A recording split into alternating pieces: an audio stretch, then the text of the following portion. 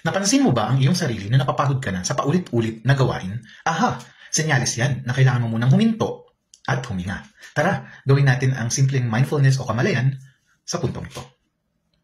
Simulan natin, pinapansin ang naiisip sa kasalukuyan, noticing your thoughts at the present moment.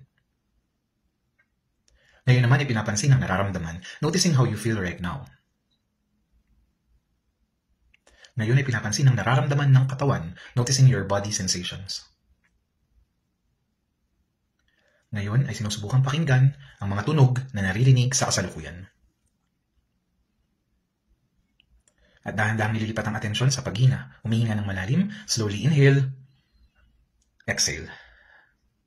Inhale, exhale. Inhale, exhale.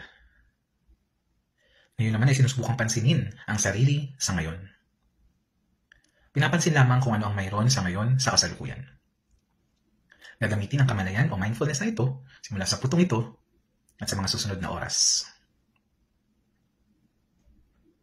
Isang paalala, ang mindfulness o kamalayan na marapat lamang na tayo ay mag-break or take breaks kung kinakailangan.